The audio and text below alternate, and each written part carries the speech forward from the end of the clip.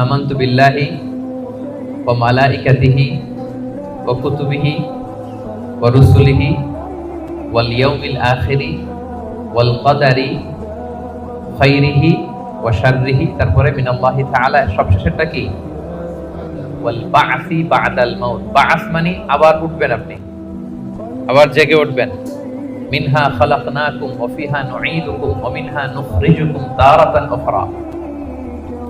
আল্লাহ বলেন, আমি মাটি থেকে বানিয়েছি, মাটির কবরেই তোমরা আবার প্রবেশ করবে, আবার ওই মাটির কবর থেকে যেভাবে প্রথম বানিয়েছিলাম আবার উঠবে।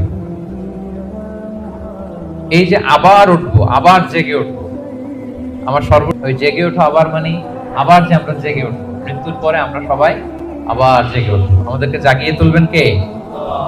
এই যে মৃত্যুর পরে আবার জেগে ওঠা, এটাকে আরবিতে বলে আল বা'স। আরবিতে কি বলে? আল বা'সু বা'দাল মাউত, মৃত্যুর পরে আবার জেগে ওঠা। এই জেগে ওঠা, মৃত্যুর পরে মানুষ যে আবার জেগে উঠবে, আবার বেঁচে উঠবে, এইটা মক্কার কুরাইশরা মানতে পারতেছিল না।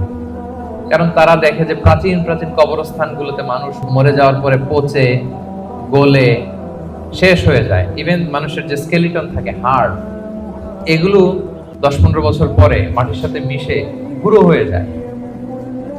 এই গুঁড়ো হয়ে যাওয়া জিনিস, যেটার কোনো অস্তিত্ব নাই, আবার কিভাবে কি করে ওঠে, এটা তাদের মাথায় আসতেছিল না। তো আস ইবনে ওয়াইল নামে এক মুশরিক, সে একটা পুরাতন কবরের ভেতরে সামান্য কিছু মানুষের হাড়, ওটাকে এরকম হাত দিয়ে মোচড় দেওয়ার পর এটা ডাস্ট হয়ে গেছে, পাউডার।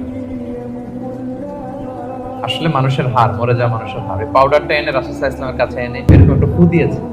ফু দেওয়াতে বাতাসের মধ্যে বালুটা মিশে গেছে।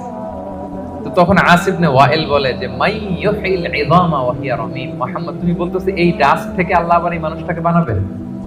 এটা তো একটা মানুষের কঙ্কাল ছিল, এটাকে যে তোমার সামনে ফু দিলাম, এটা তো বাতাসে মিশে গেল। তুমি কি বলতে চাচ্ছ যে এইটাকে একদিন আল্লাহ আবার জীবিত করবেন? মাই ইউহিল ইযামা ওয়া হিয়া রামীম, এটা কিভাবে? How come it's possible? এটা কিভাবে সম্ভব? তো ধুলা হয়ে গেছে, বালি, মানুষ বলতে কোনো অস্তিত্বই নাই।